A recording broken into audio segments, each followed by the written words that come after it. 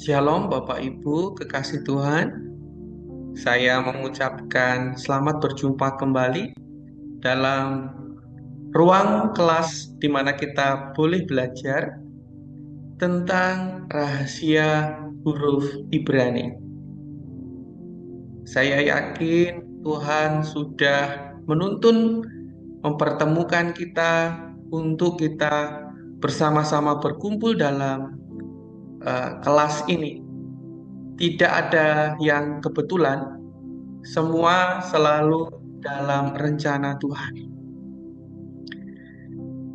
Sore hari ini, waktu hari ini, dimanapun Bapak Ibu berada, ketika kita belajar dalam pertemuan yang kedua ini, ada sebuah rahasia yang ingin saya sampaikan kepada Bapak Ibu sekalian mengenai bahwa bahasa Ibrani ini tidak ada dalam Alkitab. Disitulah ketika narasi itu muncul, Bapak Ibu eh, memiliki sebuah penasaran tinggi untuk mempelajari. Dan apa yang saya sampaikan itu bukan asal daripada apa yang saya ingin katakan, langsung ngomong, nggak pakai dasar atau nggak ada apa namanya, nggak ada dasarnya untuk dibicarakan. Nah, Bapak Ibu yang dikasih Tuhan, eh, izinkanlah saya hari ini melanjutkan tentang bagaimana apa perlunya latar belakangnya mengenai rahasia yang terkandung dalam huruf-huruf Ibrani ini. Nah, Bapak Ibu, saya ingin melanjutkan kepada Bapak Ibu tentang pertemuan kita yang pertama. Kita sudah mengetahui bahwa bahasa Ibrani, huruf-huruf Ibrani itu telah diangkat Tuhan dalam Kejadian pasal yang pertama dan di dalam ayat yang pertama. Nah, kita akan melihat bagaimana huruf-huruf alfabet ini, maksudnya huruf alef sampai taf ini bisa terbentuk. Bagaimana terbentuk dan mengapa digunakan oleh orang Israel. Dan hari ini orang Israel itu adalah orang dari Yehuda, orang Yudaisme, orang Yahudi, begitu ya. Itulah sejarah. Kita akan memasuki sejarah daripada terbentuknya eh, alfabet tersebut. Di dalam layar Bapak Ibu, saya ingin menyajikan tentang bagaimana perkembangan alfabet Ibrani.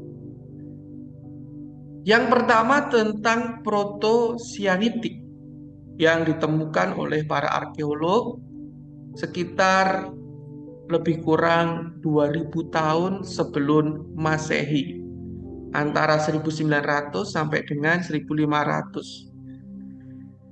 Tulisan ini berupa piktograf Proto-Sianitik, merupakan sistem yang paling awal dan merupakan cikal bakal alfabet Ibrani dan banyak dijumpai dalam alfabet orang-orang Semit.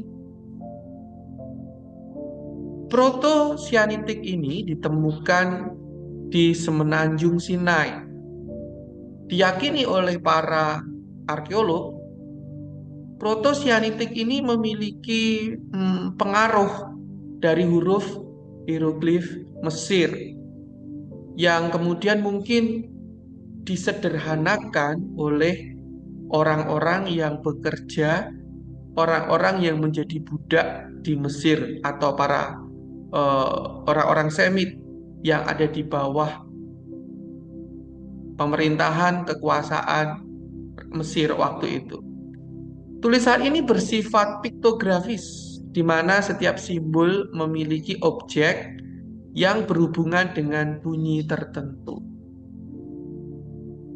Para arkeolog berpikir bahwa tulisan ini memiliki koneksi dengan piktograf daripada bangsa Mesir. Tetapi ada keunikan yang nanti akan saya sampaikan perbedaannya antara Proto-Sianitik dan antara huruf hieroglif Mesir, piktografnya orang Mesir. Apa perbedaannya? Nah, Bapak Ibu, dari lambang-lambang mereka pada awal tidak mengenal bentuk alfabet. Alef dilambangkan dengan kepala kerbau, kemudian Bet dilambangkan dengan rumah, Gimel dengan kaki unta, kemudian dan seterusnya ya Bapak Ibu lambang-lambangnya.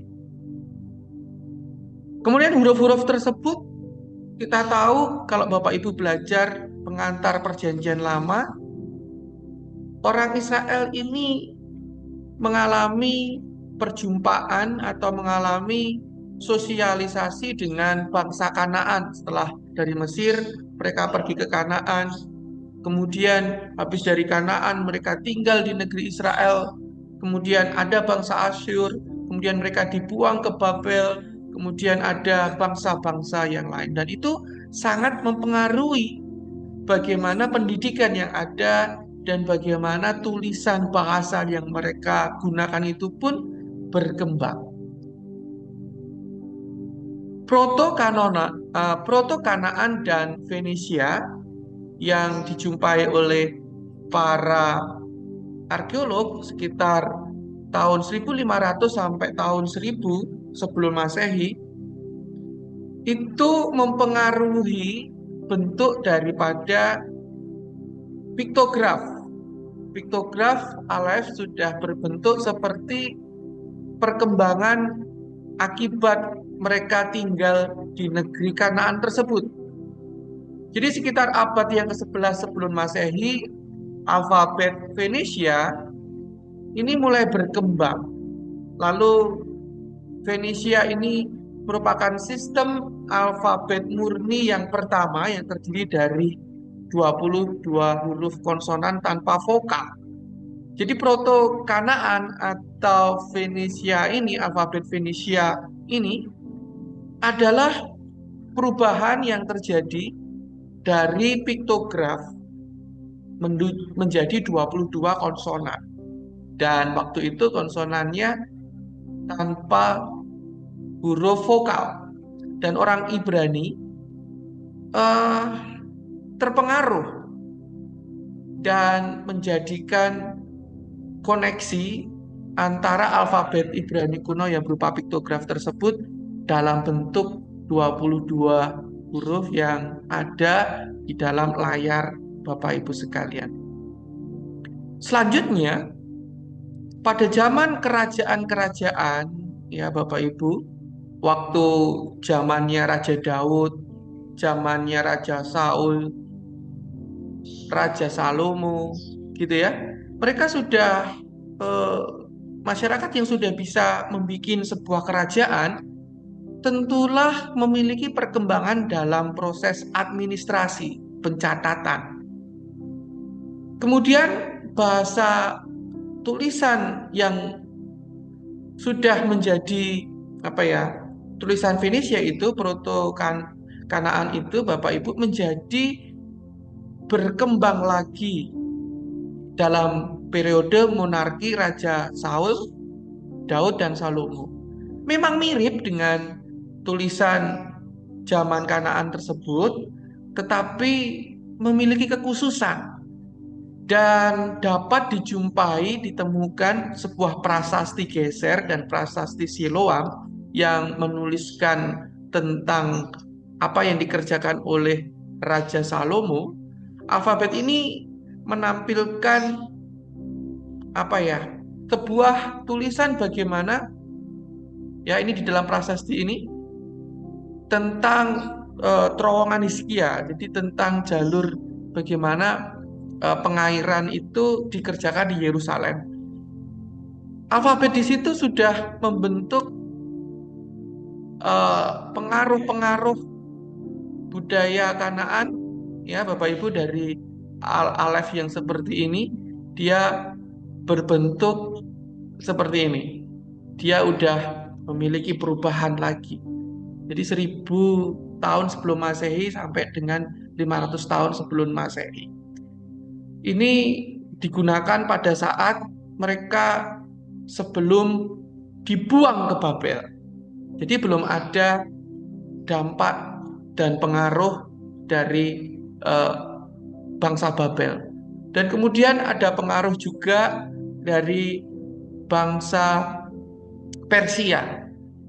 Jadi pengaruh daripada lingkungan-lingkungan orang Israel sangat mempengaruhi perkembangan, sangat mempengaruhi logat, sangat mempengaruhi bahasa.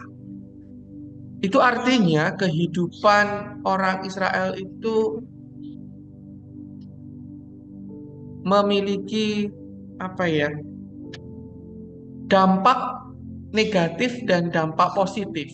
Jadi ketika bangsa ini dijajah di Mesir, apa yang terjadi? Tuhan sepertinya kalau kita mempelajari dalam pengantar perjanjian lama, ketika bangsa Israel yang dari suku, dari keluarga itu berkembang menjadi sebuah koloni yang sangat besar dengan jutaan orang, di Mesir mereka belajar tentang proses administrasi. Kemudian mereka pergi ke tanah perjanjian, mereka belajar menjadi bangsa yang besar. Kemudian dalam bangsa yang besar, mereka ternyata harus pergi dengan Babel, belajar bagaimana membuat perang, kereta-kereta berkuda, senjata-senjata perang, administrasi. Kemudian ketika Nebukadnezar datang, mereka belajar bagaimana menjadikan liberi-liberi dari Taurat lisan berubah menjadi Taurat tertulis. Itu yang terjadi pada zaman Babel dan zaman Persia. Kemudian pada zaman Babel itu, jadi dalam abad ke-6, bangsa Yahudi mulai beralih dari alfabet Aram. Bangsa Yahudi mulai beralih karena pengaruh yang kuat dari alfabet Aram yang merupakan lingua franca Kekaisaran Persia. Nah, alfabet Aram lebih bersudut dan berbentuk persegi, kotak-kotak gitu ya, dibandingkan dengan yang sebelumnya. Jadi modelnya itu kayak kotak-kotak. Dan ini menjadi dasar dalam alfabet Masoretik untuk alfabet Ibrani ini. Nah, ini digunakan dalam penulisan ketika Ezra, ya. Ini pada zaman Ezra, Bapak Ibu, Ezra merubahnya dari perjanjian lama dan ditulis di dalam Talmud pada waktu mereka membukukan bagaimana kitab-kitab itu ditulis kembali pada zaman Nehemia dan zaman Ezra. Ini yang membentuk alfabet modern yang kita pelajari. Jadi awal sekali adalah proto piktograf, kemudian berkembang dengan bentuk yang kotak-kotak yang kita pelajari hari-hari ini. Kemudian pada zaman Masoretik, ya, sampai Masoretik itu setelah Masehi, ya Bapak Ibu ya. Karena bahasa Ibrani ini sebenarnya sempat hilang. Karena memang bahasa Ibrani ini tidak menjadi sebuah bahasa utama, karena bahasa Ibrani ini hanya bahasa untuk berdoa, bahasa untuk membaca kitab-kitab, bahasa untuk berbicara secara rohani saja. Bahasanya jadi semakin sempit dan waktu itu hilang. Dan dalam masa Ibrani Masoretik inilah bahasa Ibrani dipulihkan kembali dan diberikan nikut-nikut. Nikut-nikut ini apa ya, kegunaannya untuk memberikan vokal. Karena kemarin itu nggak ada vokalnya, semuanya huruf mati begitu. Mereka bisa membaca walaupun nggak ada vokalnya gitu loh. Tetapi kemudian oleh para rabi, oleh para orang-orang yang terpelajar, sistem ini diperbaiki. Mereka menjaga agar makna tidak hilang seiring dengan waktu. Mereka menambahkan titik-titik ngikut kecil-kecil ini ya Bapak Ibu, sehingga diketahui ini itu melafalkannya dengan huruf vokal bagaimana. Baik Bapak Ibu, inilah perkembangan daripada sejarah singkat ya. Saya melakukannya dengan singkat karena nanti mungkin dalam ruang Pak Erikson, dalam ruang dengan Pak dosen Pak Erikson, Anda akan mendapatkan yang lebih detail lagi. Pertanyaannya adalah seringkali kita mungkin ada sebuah pemikiran, apakah Adam berbicara dalam bahasa Ibrani? Bisa ya, kalau orang Yahudi sendiri hari ini itu meyakini bahwa Adam itu berbicara dalam bahasa Ibrani, bahasa Eden. Eden itu bahasanya itu adalah bahasa Ibrani. Itu imannya atau kepercayaan daripada rabi-rabi, daripada orang-orang Yahudi itu. Dan itu ditulis dalam Talmud dan itu ditulis dalam Mishnah. Sebab mereka menganggap bahwa bahasa Ibrani ini adalah bahasa di mana wahyu itu diciptakan. Wah, bahasa di mana Alkitab Kejadian ini ada ditulis pertama kali di situ.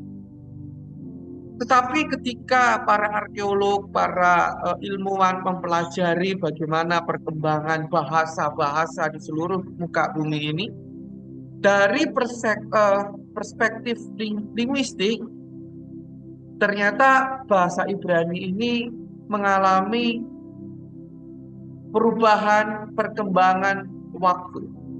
Jadi secara linguistik, tidak mungkin Adam itu berbicara dalam bahasa Ibrani modern yang kita kenal sekarang ini. Tidak. Lalu memakai bahasa apa dong? Adam berbicara di Taman Eden dengan Hawa dan bahkan dengan Tuhan. Karena pertama kali tentu ketika Adam diciptakan, dia berbicaranya dengan Tuhan. Nah, mungkin dari perspektif mistis dan teologi, ya, Adam mungkin berbicara dalam bahasa Eden atau bahasa surgawi yang kemudian bahasa-bahasa yang diucapkan oleh Adam itu menginspirasi atau menjadi induk bahasa dari bahasa Ibrani. Jadi ada bahasa yang sangat primitif ya, ada bahasa yang sangat kuno sekali yang digunakan oleh Adam. Dan itu menjadi latar, menjadi background dari, menjadi dasar dari bahasa Ibrani. Seorang dokter terkenal di Indonesia bernama Ibu Rita Wahyu, ya, dia memberikan sebuah karya ilmiah yang luar biasa bagi kita. Nah, jika kita berbicara tentang Ibrani dalam bentuk modern, jawabannya mungkin sebagian besar tidak, bahwa Adam berbicara dalam bahasa Ibrani yang sekarang. Tetapi jika kita berbicara tentang bahasa Ibrani ini adalah bahasa suci, bahasa asal muasal wahyu, menjadi cikal bakal dari bahasa Ibrani, dasar pemikiran yang membentuk timbulnya pesan itu. Nah, ini bisa menjadi pemikiran dan masih dalam perdebatan para ahli-ahli. Ibu Rita sedang meneliti dan menuangkan penelitiannya dalam sebuah buku yang berjudul Adamic Language bersama profesor dari Israel. Jadi bahasa Ibrani ini sebagai ibu segala seluruh bahasa di dunia. Ibu Dr. Rita Wahyu berpendapat bahwa bahasa Eden merupakan bahasa yang digunakan oleh Adam, jadi Edemic begitu ya. Dan itu adalah induk pokok bahasa daripada bahasa Ibrani. Mari kita lihat apa yang terjadi dalam Alkitab. Saya juga menyampaikan kepada Bapak Ibu bahwa dalam Alkitab kita tidak ada bahasa Ibrani. Dalam 2 Raja-Raja pasal 18 ayat yang ke-26. Ini menjadi bukti ya, menjadi dasar ya, bahwa ini adalah sebuah pengertian atau sebutan atau apa ya, definisi yang orang lain sebutkan tentang bahasa ini. Lalu berkatalah Elyakim bin Hilkia, Sebna dan Yoas kepada juru minuman aku, silakan berbicara dalam bahasa Aram kepada hamba-hambamu ini, sebab kami mengerti bahasa Aram. Tetapi janganlah berbicara dengan kami dalam bahasa Yehuda, dan dalam bahasa aslinya ditulis adalah Lason Yehudit, sambil didengar oleh rakyat yang ada di atas tembok. Jadi seluruh rakyat waktu itu dalam zaman raja-raja, mereka bisa mengertinya adalah dalam bahasa Arab. Dan orang-orang yang sedang berbicara kala itu berbicara dalam bahasa Yehuda atau Lason Yehudit. Ini membuat kita mengerti banget bahwa memang seperti yang telah saya sampaikan dalam pelajaran Alkitab dan geografi, bahwa ahli waris bukanlah anak yang pertama, tetapi orang yang dipilih. Dan ketika bapak-bapak patriark itu mewariskan berkat kepada anak perjanjian atau orang yang diberikan kekuasaan untuk memiliki hak anak sulung, mereka memberikan ajaran-ajaran yaitu yang disebut Lason Yehudit ini.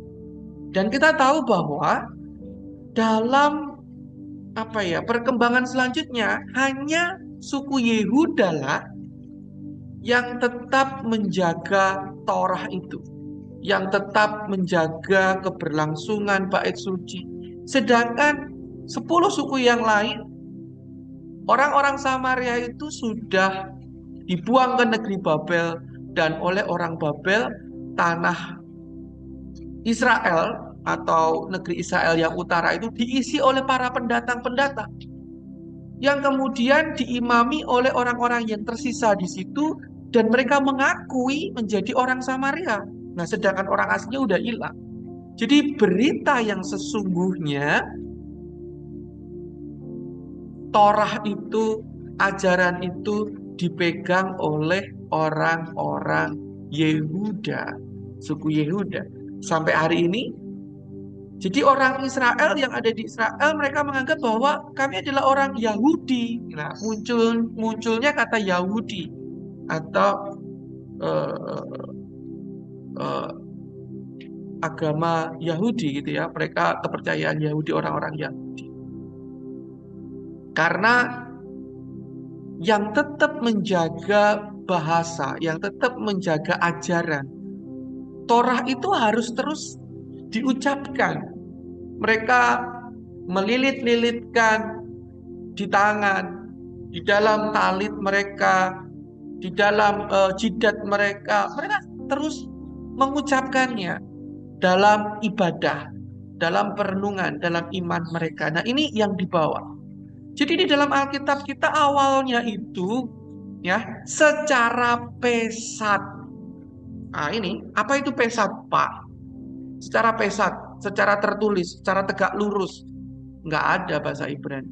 Yang ada bahasa Yehuda. Cari di dalam Alkitab Perjanjian Lama, Bapak Ibu tidak akan mendapatkan bahasa Ibrani. Yang Bapak Ibu dapatkan justru bahasa Yehuda, Lason Yehudit, yang diucapkan oleh suku-suku Yehuda. Nah, suku-suku Yehuda ini mengucapkan apa? Apa yang mereka ucapkan? Sehingga orang Yehuda itu ngomong bahwa yang mereka ucapkan adalah bahasa Ibrani.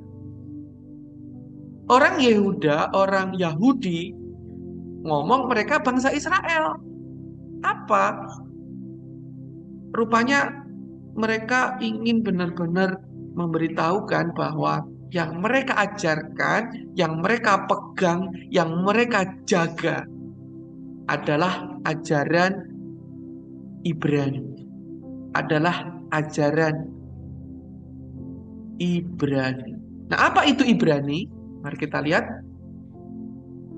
Apakah Abraham juga berbicara dalam bahasa Ibrani? Nah, ini Bapak Ibu. Ketika saya mempelajari, ternyata pertanyaan ini juga menjadi perenungan kita, dan dalam kelas kemarin, Alkitab dan Geografi, saya sudah menyampaikan. Dan mungkin yang mengikuti kelas saya tentang pengantar perjanjian lama di tempat lain pasti juga bisa mengkonek ya, apa puzzle-puzzle ini.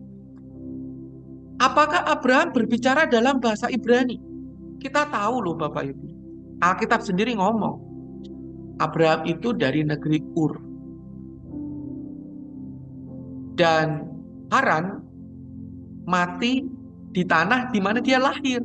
Berarti Abraham itu lahir di negeri Ur. Tentu language, bahasa yang digunakan oleh Abraham adalah bahasa Ur. Apa yang diucapkan Abraham di Ur? Ya, Abraham ternyata awalnya berbicara dalam bahasa Arab, bahasanya orang Ur. Ya, ada 6 buku, ada 6 footnote yang Bapak Ibu dapat cari dan mendapatkannya. Saya nggak bisa nyebutkan satu-satu. Jadi ternyata Abraham ini Bapak Ibu dari kecil itu bicaranya bahasa Arab. Kemudian dia belajar tentang bahasa Ibrani. Nah, dari mana Abraham belajar tentang bahasa Ibrani ini? Ya, dan pendapat ini lebih sesuai dengan temuan linguistik modern yang menunjukkan bahwa Haran, negeri di mana Abraham itu pergi start, ya, itu lebih banyak menggunakan bahasa Aram dalam kuno-kuno dari temuan-temuan prasasti. Jadi Bapak Ibu yang dikasih Tuhan, ternyata Abraham itu belajar bahasa Ibrani. Apa bahasa Ibrani itu, dari mana bahasa Ibrani ya? Kita tahu di dalam Kejadian pasal yang ke-11 ayat yang ke-10 sampai 28 itu berjudul Sem pada umur sekian memperanakkan seorang anak, kemudian dia mati pada umur berapa. Kemudian anaknya Arpaksad pada umur sekian memperanakkan Selah, mati umur sekian. Nah, bahasa itu, informasi itu membuat kita jadi tahu, memasukkan sebuah tabel yang mungkin ingin disampaikan oleh para penulis waktu itu. Bahwa ternyata Abraham ini memiliki masa di mana Sem masih hidup. Masa di mana Eber ini hidup. Nah, Bapak Ibu, ternyata Abraham belajar tentang bahasa Ibrani ini dari Eber, dari Sem, bahasa yang dia pelajari, tutur kata, ajaran-ajaran, dan iman daripada Abraham itu ditanamkan, timbul karena percakapan dengan kakek-kakek buyutnya, yaitu Sem dan Eber. Nah, di dalam Kejadian pasal 20 ayat 21, Di situ disebutkan juga bagi Sem, bapak semua anak Eber. Jadi Sem ini memberikan pendidikan yang sangat luar biasa kepada Eber. Jadi ajaran Sem, ajaran Nuh itu turun ke Sem. Kemudian ajaran Sem turun ke Eber, dikuatkan oleh Eber. Ya Bapak Ibu. Kemudian di dalam Kejadian pasal 10 ayat yang ke-25, bagi Eber lahir dua anak laki-laki. Namanya yang seorang adalah Pelek, sebab pada zamannya bumi terbagi. Jadi Pelek ini merupakan sebagai tanda zaman di mana bumi itu terbagi. Artinya apa? Pada zaman Peleklah Eber ini yang diminta ikut serta oleh Nimrod, entah keturunan Nimrod atau siapa ya. Kalau kita lihat silsilah, Nimrod itu pada posisi yang ketiga, mungkin juga bertemu dengan Eber. Sangat mungkin. Dan di dalam Menara Babel inilah ternyata Eber itu nggak ikut-ikutan ya. Meskipun Alkitab tidak mencatat secara eksplisit apa yang terjadi, gitu ya, tapi ini tertulis dalam tradisi Yahudi, di mana Eber ini nggak mau ikut-ikutan bangun Menara Babel. Sehingga ketika Tuhan mengacaukan bahasa orang-orang yang ada di Babel, bahasanya Eber ini nggak ikut kacau, Bapak Ibu yang dikasihi Tuhan. Bahasa yang diucapkan oleh keluarga Eber, oleh anak-anak Eber ini nggak jadi kacau. Bahasa yang diucapkan Sem nggak kacau. Sem masih ada, Eber masih ada. Jadi tetap memelihara ajaran-ajaran bahasa yang turun dari Adam. Bapak Ibu yang dikasihi Tuhan, Alkitab sangat jelas. Jadi sebelum terjadi Menara Babel ini, bahasanya cuma satu, yaitu bahasa yang diajarkan oleh Nuh, yang diucapkan oleh Adam. Meruntut. Jadi ada perkembangan waktu itu. Tetapi pada zaman Eber, ketika dia melahirkan anak Pelek, bumi itu terbagi. Dan bahasanya itu disebut bahasa Ivrit. Ivrit. Bahasa Ivrit. Jadi bahasa Ibrani. Ibrani itu Ivrit dalam bahasa Ibraninya ya. Ivrit yang memiliki akar kata Eber. Eber. Ayin, Bet, Res. Jadi bahasanya si Eber. Ibrani. Ibrani. Nah, bagaimana kata Ibrani? Barulah kemudian di dalam Kejadian pasal 14 ayat 13, Bapak Ibu perhatikan baik-baik. Karena ini berbicara dengan lambang-lambang dan waktu ya.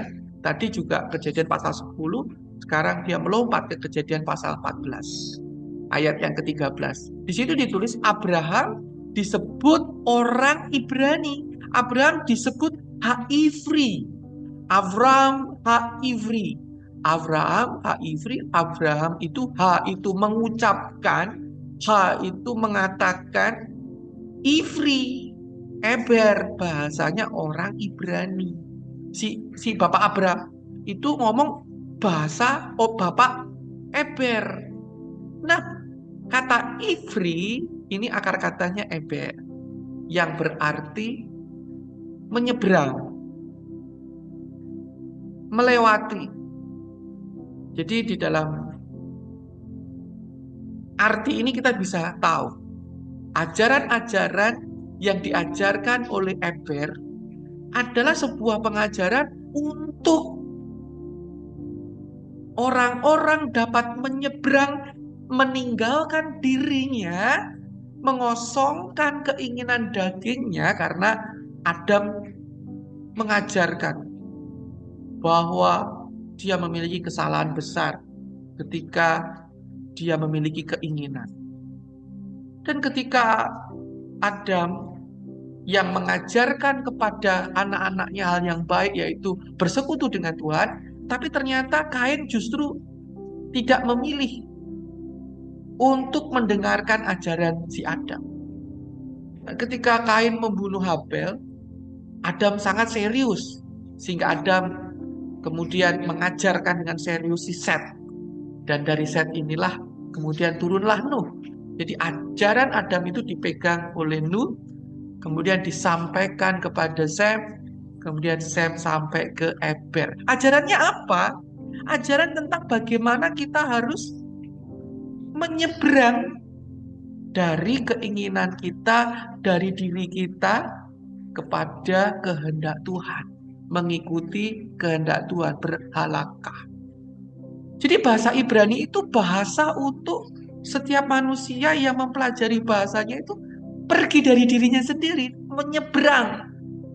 Dan Abraham adalah orang yang telah menyeberang pergi dari dirinya sendiri, dari Ur menuju Kanaan. Dari mana dia? Ya dari Bapak Eber. Dari Ibrani, Ha-Ivri. You got it?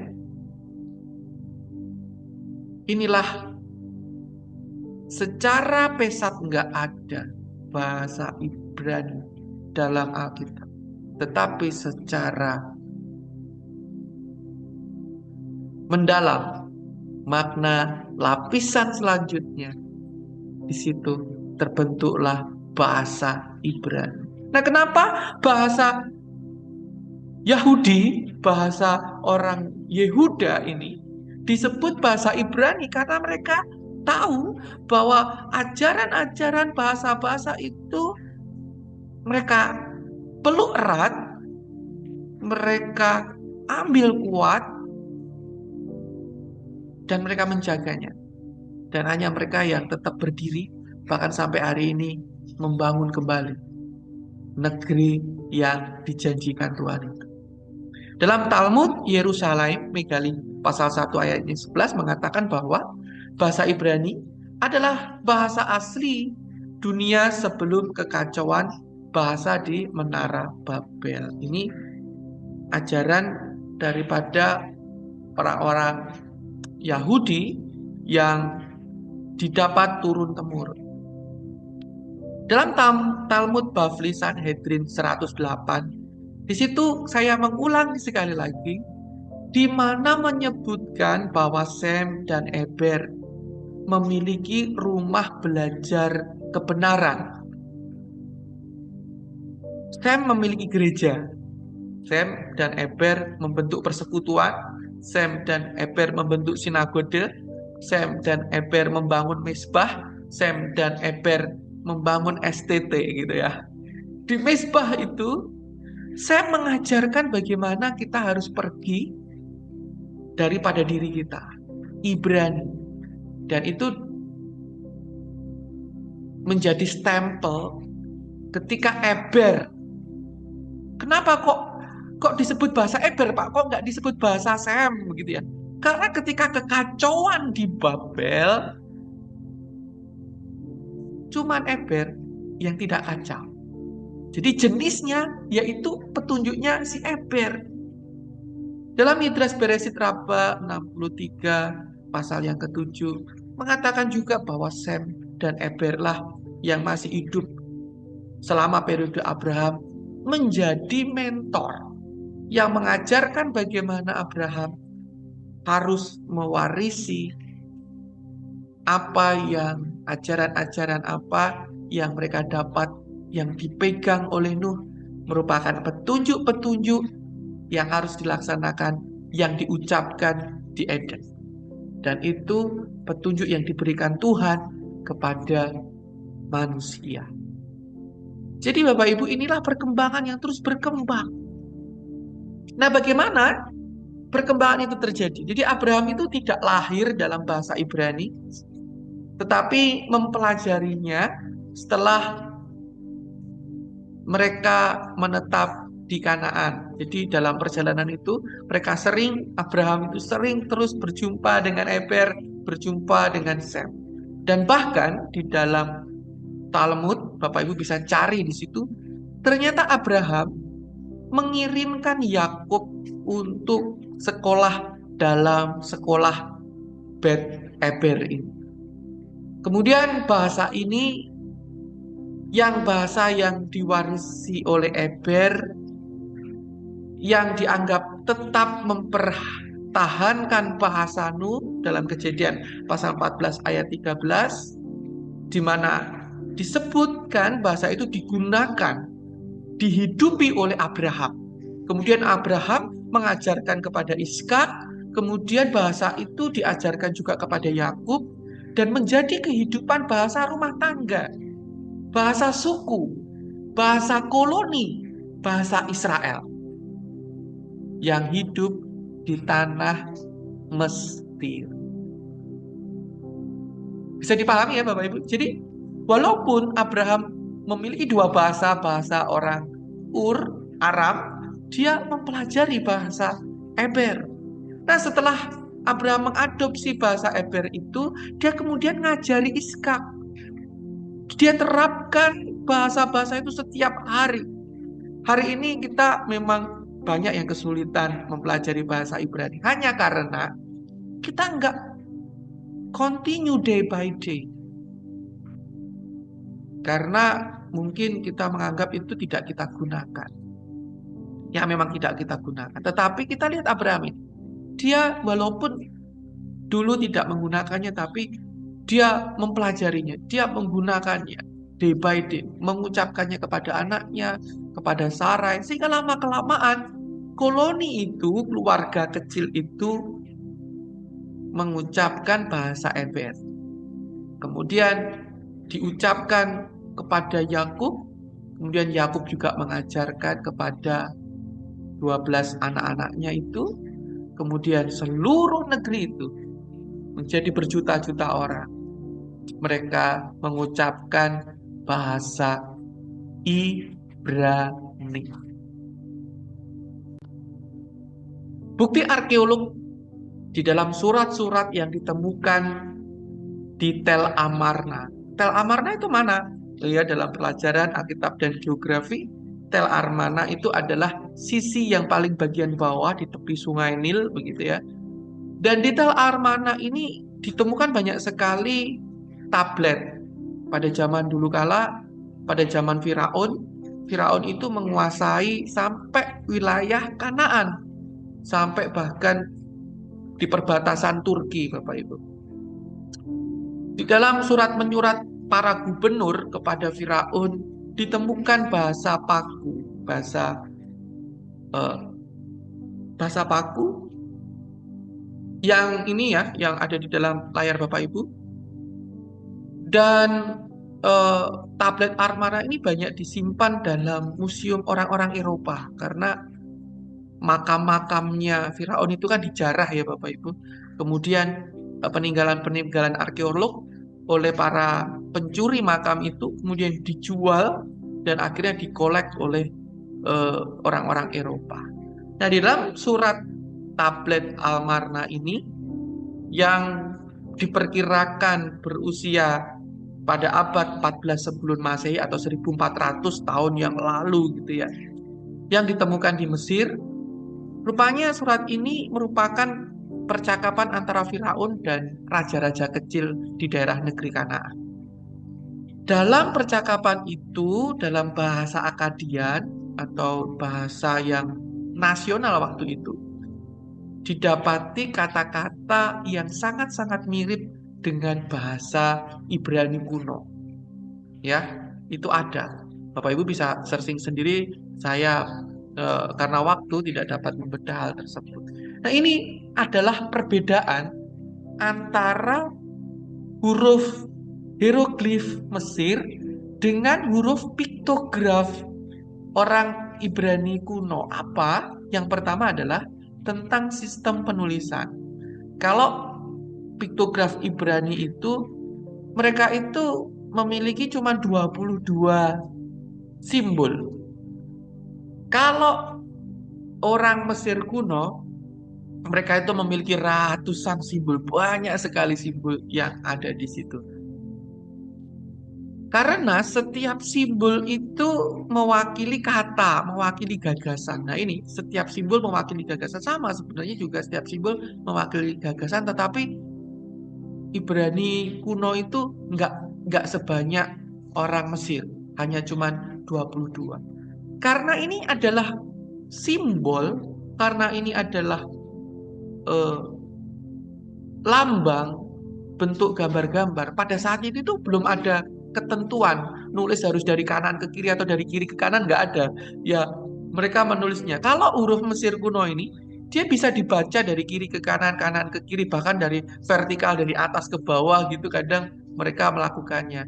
Nah, memang awalnya ditemukan bahwa bahasa Ibrani ini memang ditulis dari kanan ke kiri, tapi juga kadang dari kiri ke kanan.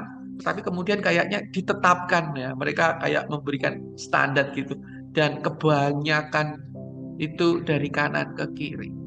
Tetapi dalam piktograf, makna-makna teologianya itu justru dari kiri ke kanan. Ini sebuah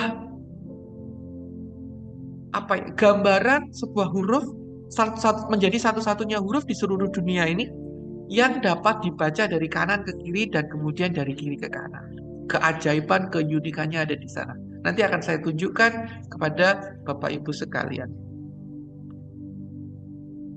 Nah, untuk huruf Ibrani kuno itu secara piktografinya itu lebih mudah. Sedangkan punyanya Mesir itu lebih sulit menghafal karena simbolnya terlalu kompleks.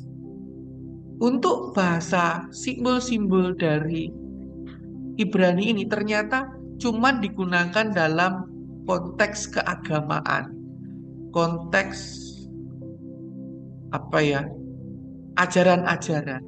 Ternyata memang bahasa Ibrani itu konteksnya hal-hal agama, konteksnya hal-hal spiritual, petunjuk-petunjuk spiritual, ya. Jadi bahasa ini merupakan bahasa petunjuk agama. Kemudian juga ditemukan dalam tata hukum-hukum waktu itu ya, memang tidak digunakan dalam komunikasi sehari-hari. Dan kemudian berevolusi membentuk piktograf alfabet Venesia.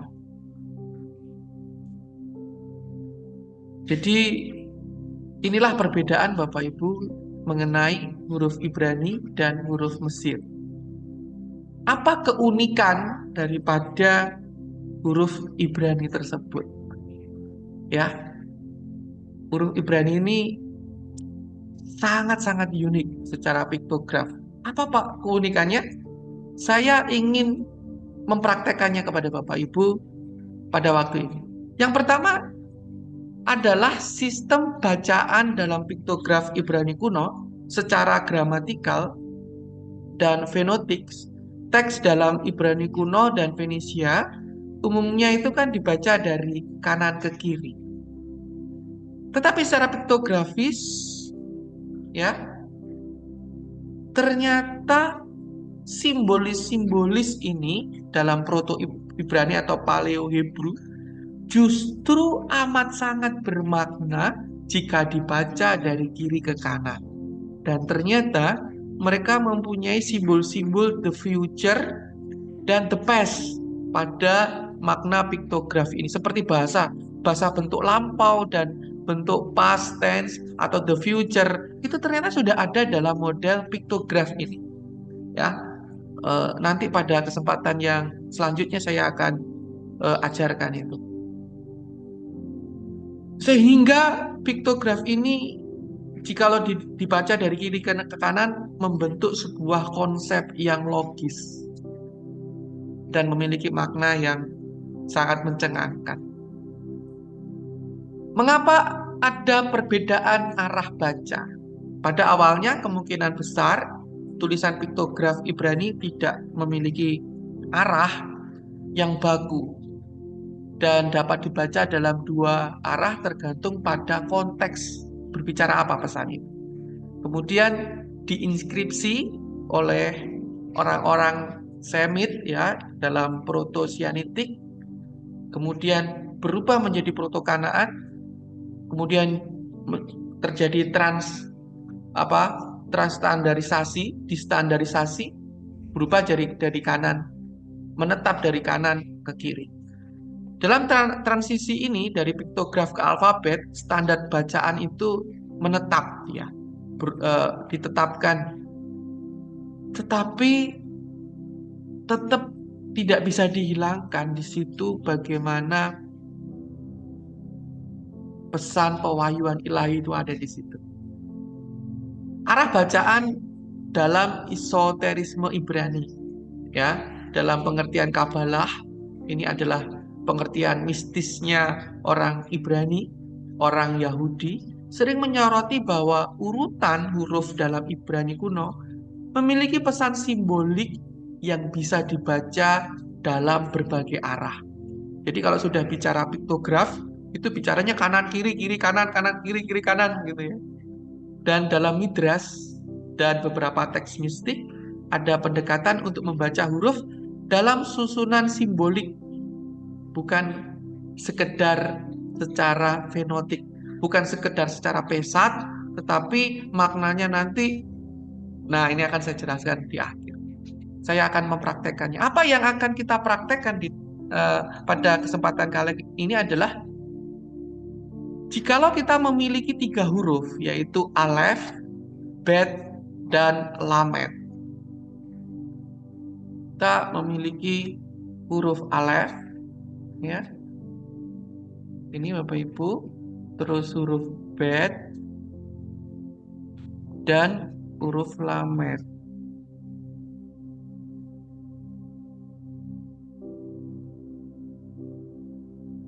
Tiga huruf ini dibaca evel, yang berarti duka cita, yang berarti perkabungan. Kalau dibaca avel, dia berarti berkabung.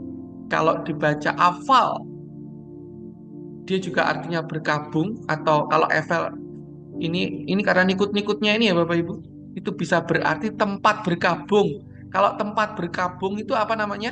Tempat di mana jenazah itu disemayamkan sebelum diberangkatkan mungkin gitu ya, atau tempat peristiwa kematian itu ada. Evel itu adalah nama tempat Abel gitu ya jadi ini dibaca Evel. Pak Ibu perhatikan ketiga huruf ini.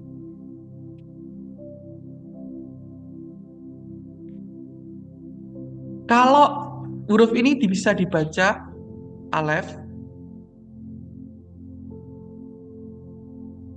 apa ini Bapak Ibu? Ada yang bisa baca ini Bapak Ibu? Saya persilakan kalau ada yang open mic. Lametnya kita taruh di belakang.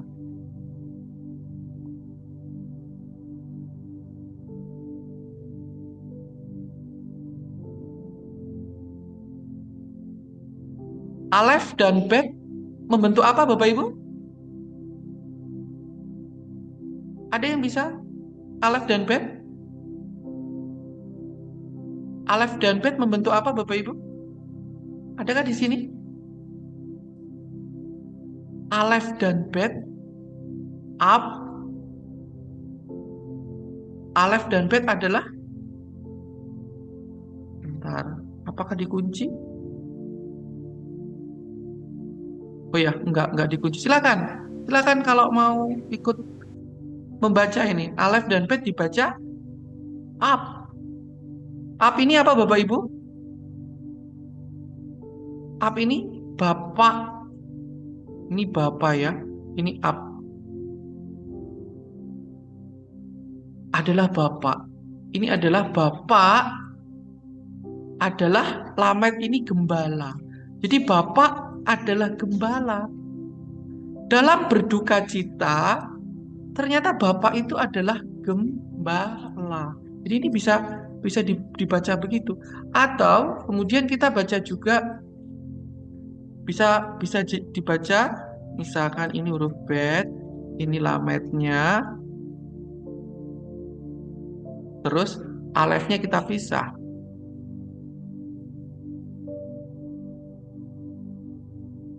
Ini bal.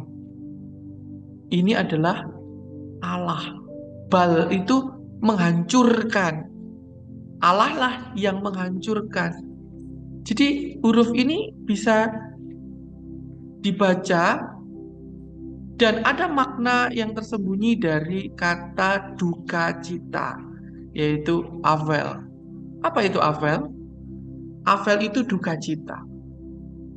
Jikalau dibaca dari pengelompokan ini, memiliki makna bahwa Bapak adalah gembala. Bapak adalah gembala. Dalam duka citanya, Bapak itu adalah gembala. Bapak kita, dia berduka. Dia mencari kita karena kita adalah domba-dombanya. Kemudian, jikalau ini dikelompokkan, Bet dan Lamed ini, dia artinya adalah menghancurkan. Pemimpin, Alef ini simbol dari seorang pemimpin. Pemimpinlah yang menghancurkan. Jadi Bapak itu menjadi pemimpin yang memimpin dengan tongkat gembala untuk menghancurkan. Apa yang dihancurkan? Duka cita yang dihancurkan.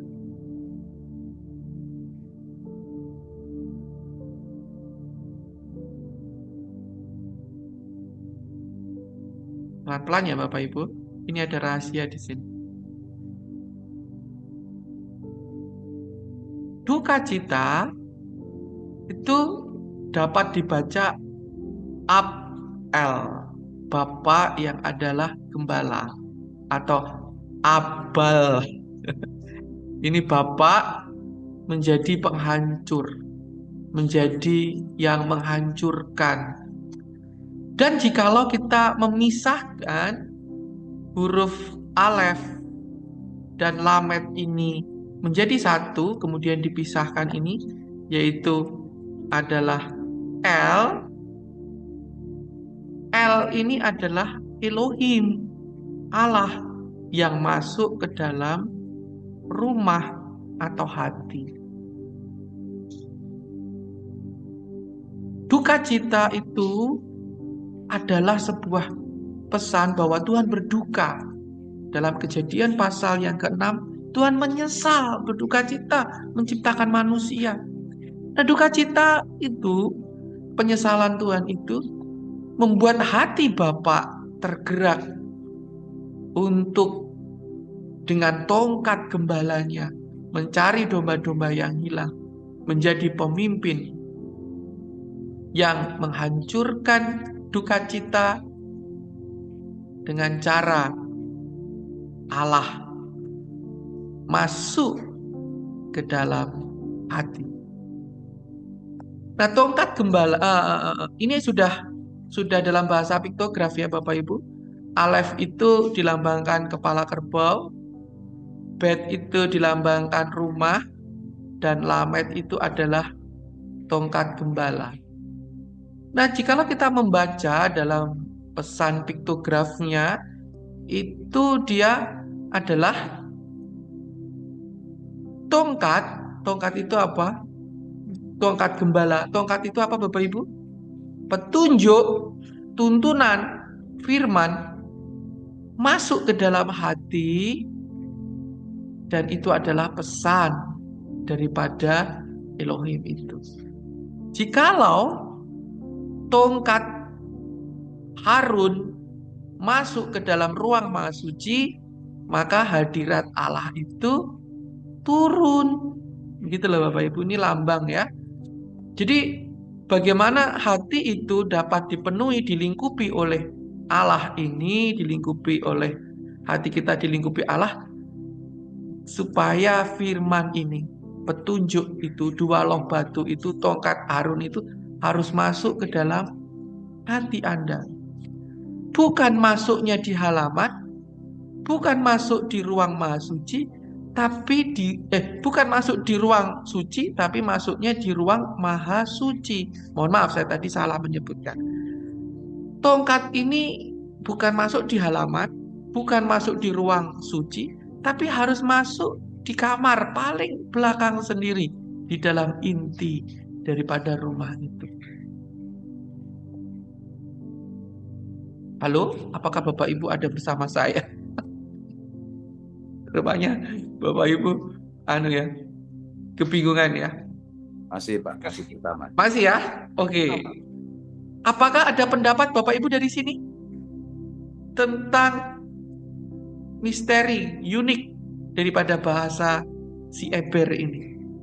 Simbol-simbol dari sini. Dan bagaimana pesan dari kata duka cita. Ternyata dalam kata duka cita ini memiliki pesan yang sangat dalam. Yaitu bagaimana Bapa menjadi gembala. Bapak itu menjadi pemimpin untuk menghancurkan duka cita. Bagaimana Bapak menjadi pemimpin? Ayo kita lihat selanjutnya ya.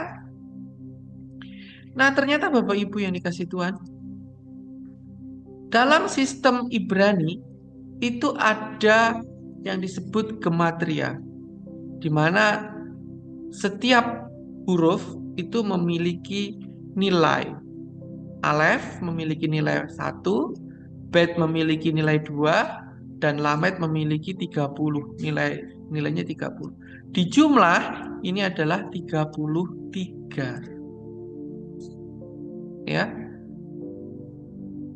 Jumlahnya adalah 33. Ini adalah gematria normal. Gematria ya. Gematria normal. Atau apa ya? Original gematria. Originalnya. Dia originalnya menjumlahkan semua nilai yang ada daripada huruf tersebut menjadi penyusun.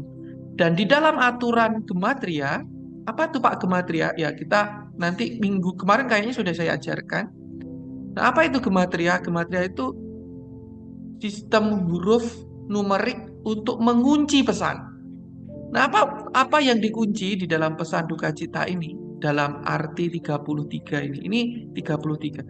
Nah, semua kata Ibrani atau semua kode-kode yang kita temukan bernilai 33 itu terkait dengan makna duka cita ini.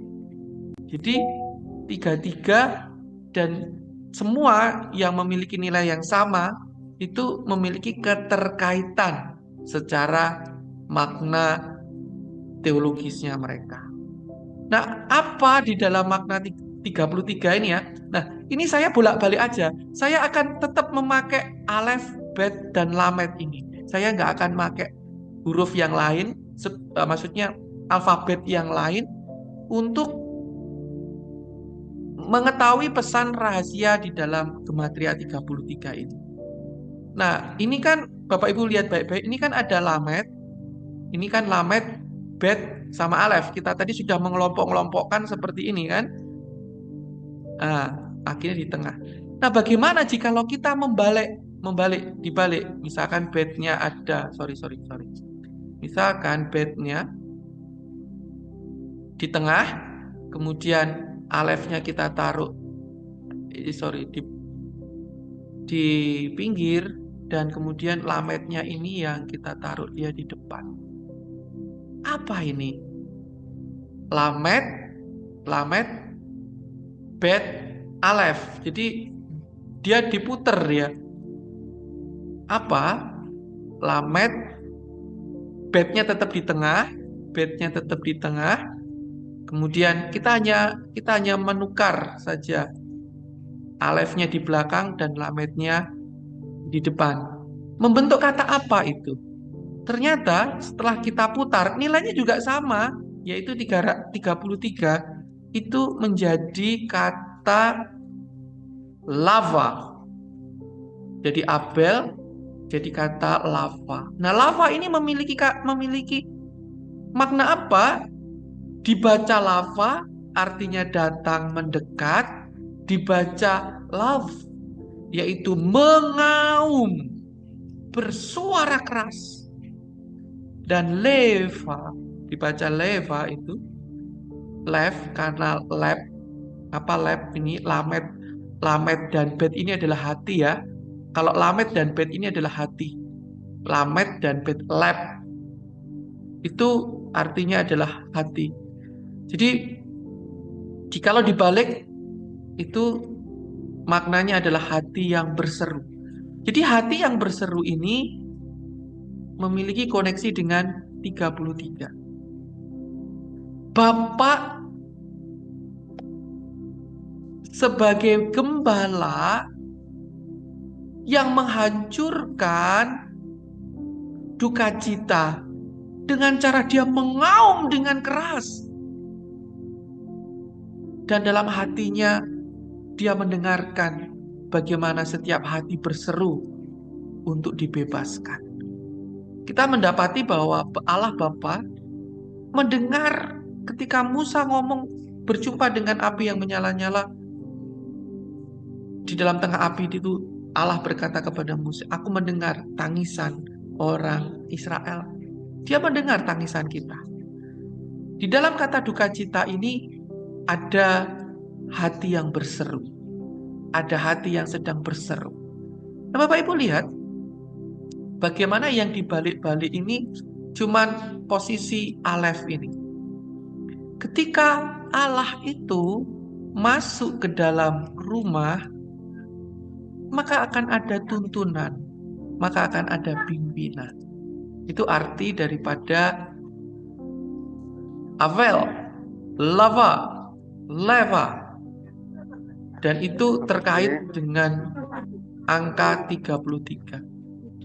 Kemudian Bapak Ibu baru setelah itu Bapak Ibu cari di dalam Alkitab Bapak Ibu angka 33 itu berbicara apa?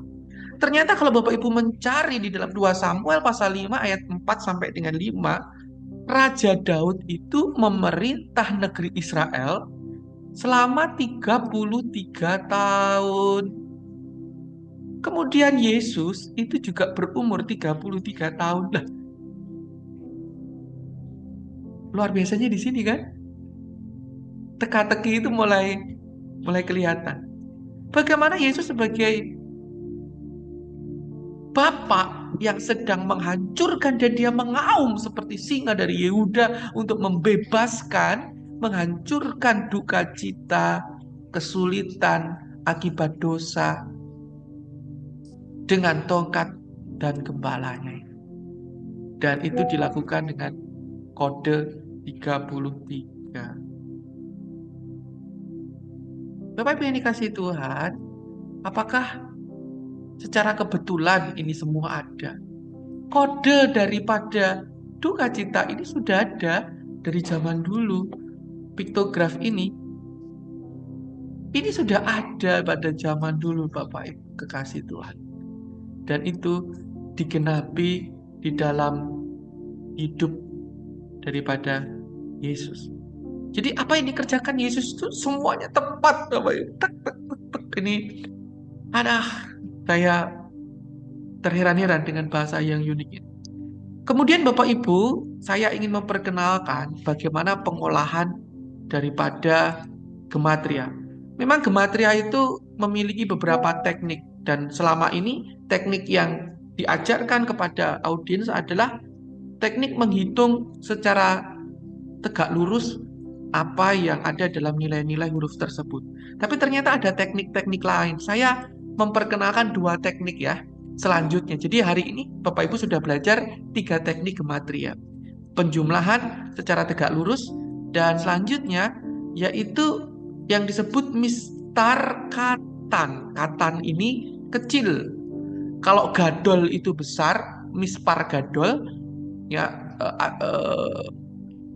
pemikiran secara besar. Nah, ini mispar katan. Jadi sesuatu yang disederhanakan. Nah, bagaimana mistar katan ini?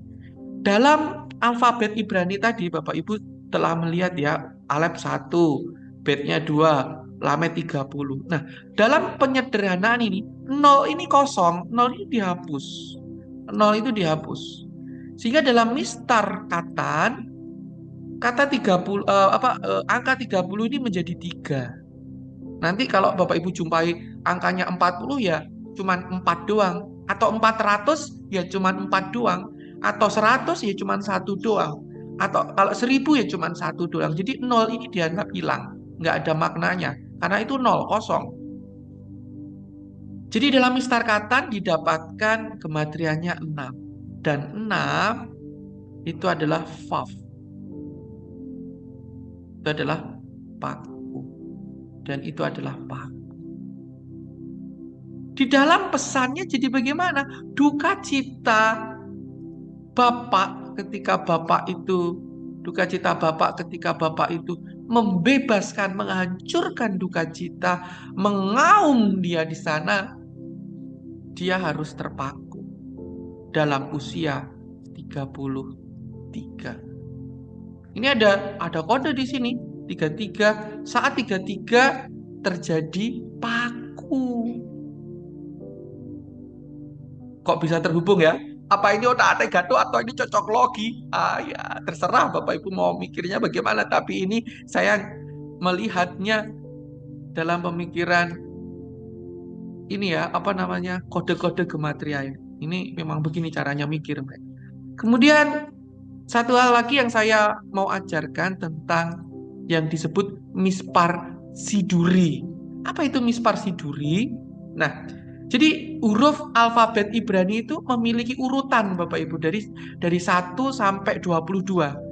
Nah, ini nilai yang sesungguhnya, tapi 30 ini bukan urutan yang ke-30 sebenarnya. Dia ternyata urutan yang ke-12. Jadi ini berdasarkan urutan, ini urutan pertama, ini urutan kedua, ini urutan ke-12, dijumlah menjadi 15. Nah, bagaimana? Apa arti daripada 15 itu, Pak? Nah, 15 itu memiliki arti yang sangat sangat luas ya. Bapak Ibu nanti di Google, Bapak Ibu bisa mencari Hebrew Gematria 15 gitu caranya nyari. Kemudian saya lebih suka punyanya Bel Hidrik gitu, dan Bapak Ibu pasti akan menemukan makna kumpulan kata-kata Ibrani ini dikumpulin sama Bel Hidrik yang bernilai 15. Kata-kata dalam bahasa Ibrani yang bernilai 15 apa saja gitu ya. Ternyata itu berarti brother, saudara laki-laki yang pertama. Itu berarti adalah apa tadi, breathe, memberikan nafas, berbicara. Ketika dia dipaku, dia sedang memberikan nafasnya. Kemudian apa? Dia sedang flow. Apa tadi itu? Apa? Faithfulness, kesetiaan, menyatakan kesetiaannya. Kemudian to flow. Ini saya keren ini. Ketika dia terpaku di kayu salib dalam usia 33, karena Bapak ingin sekali dengan aumannya menghancurkan duka cita kita, membawa kita keluar dari duka cita untuk mengairi hati yang kering. Ini ya, membuat air. Bukankah ketika dikutuk manusia itu tanah itu menjadi tanah yang terkutuk menjadi kering dia. Nah, ternyata ketika dipaku, dibebaskan, ini untuk to flow. Jadi ini kaitannya dengan 15. Oh, ini banyak faithfulness, kesetiaan, to love, untuk mengasihi.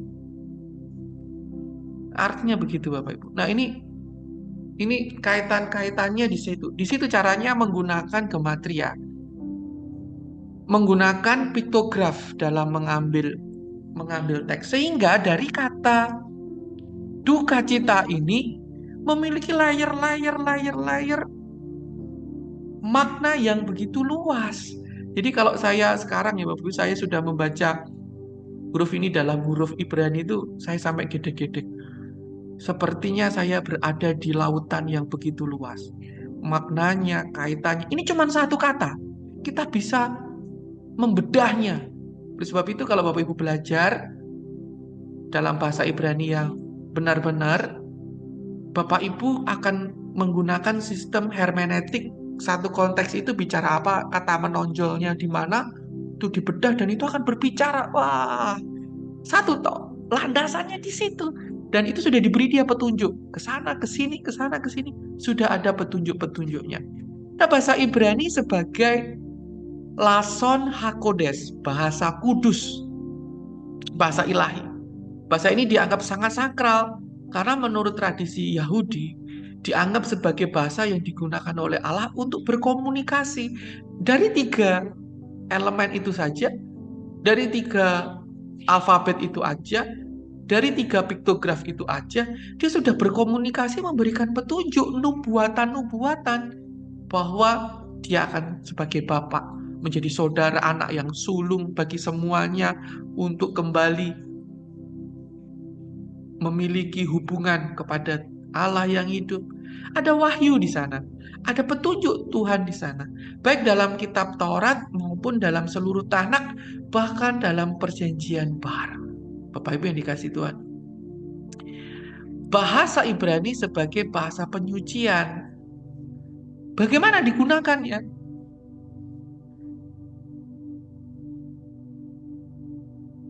Ketika bangsa Israel dijajah oleh Nebukadnezar, Daniel, Sadrak, Mesak, Abednego diambil semuanya, dihancurkanlah bait itu, gitu ya. Mereka menangis merana, sebab sudah nggak ada bait suci lagi. Itu artinya apa kalau nggak ada bait suci? Artinya apa, Bapak Ibu? Kalau orang Israel nggak ada bait suci, artinya apa? Dosanya nggak bisa diampuni, sebab mereka nggak bisa menyembelih domba lagi untuk menghapus dosa. Wah, ini dosanya udah nggak bisa diampuni.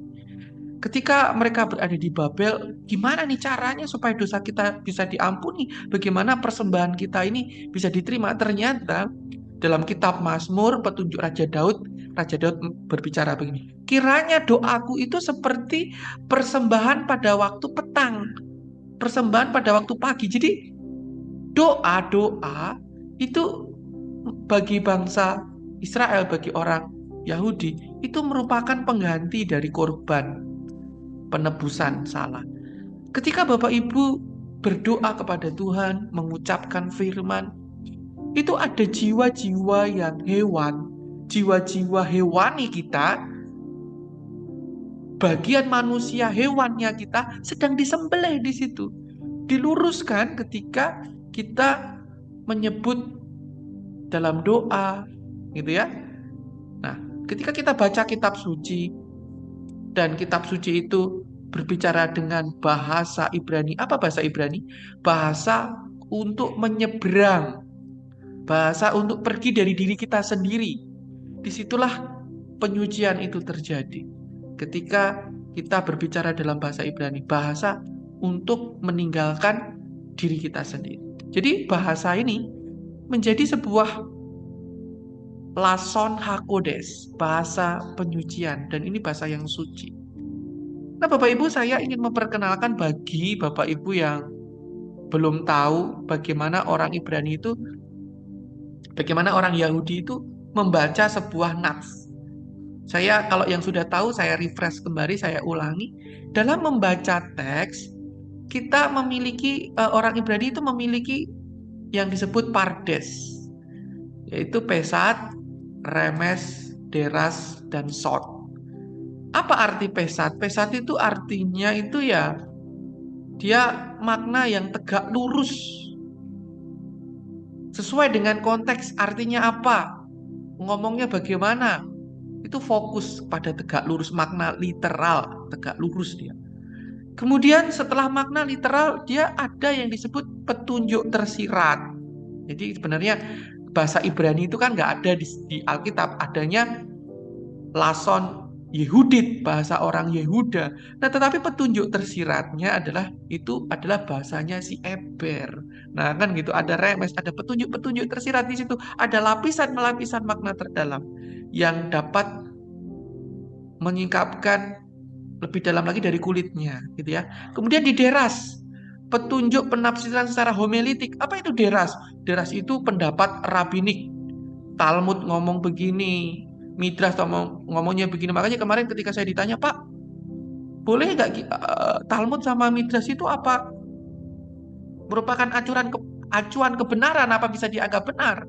Saya sampaikan, Paulus pun juga memakai ini. Paulus pun dalam surat-surat. Jadi kalau Injil, Injil itu Matius, Markus, Lukas, Yohanes, dan juga kisah para rasul, itu kita nyebutnya ini berita yang pokok. Tapi kalau sudah surat Korintus, Efesus, itu midras kalau ya nanti dikelompokkan dalam itu pemikiran, itu pendapatnya si Paulus, ini pendapatnya pesan si Petrus.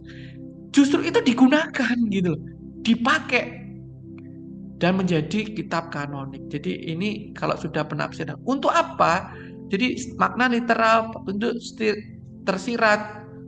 Penafsiran ini untuk mendapatkan shot. Shot itu apa? Suara daripada Elohim itu sendiri. Suara daripada Tuhan itu sendiri. Nah, Bapak Ibu yang dikasih Tuhan, inilah bagaimana orang Ibrani itu, orang Israel itu mengerti dalam kacamata penafsiran. Nah, lalu Pak, piktograf huruf-huruf itu ada di mana? Ada di sini. Jadi ketika Bapak Ibu belajar alfabet Ibrani itu atau petunjuk yang tadi gematria, piktograf itu dia ada di level kedua ini. Kalau deras nanti sudah kita mengutip footnote-footnote daripada pendapatnya para rabbinik mengenai teks tersebut. Sehingga dari kata, sebagai contoh tadi kata menderita, kita mendapatkan makna yang lebih mendalam lagi dan bagaimana itu merupakan berita daripada shot. Dan shotnya itu setiap kita masing-masing ya Bapak Ibu. Nah Bapak Ibu di layar Bapak Ibu ada barcode. Jikalau Bapak Ibu ingin pelajaran ini dapat Bapak Ibu pelajari pelan-pelan, Bapak Ibu praktekkan dan tidak lupa, saya yakin kalau cuman pertemuan melalui Zoom, mungkin Bapak Ibu akan lupa. Tetapi jikalau Bapak Ibu memiliki handbooknya, ya bukunya itu Bapak Ibu dapat memiliki dengan link yang tertera di dalam layar Bapak Ibu bisa screenshot atau scan barcode-nya ini akan menuju ke laman di mana buku ini tersedia. Nah, demikianlah pelajaran kita pada pertemuan yang kedua. Nanti pertemuan selanjutnya saya akan sudah mulai menginjak kepada setiap masing-masing keajaiban dan keunikan dari alfabet Ibrani itu sendiri. Tuhan Yesus memberkati. Saya serahkan kepada moderator.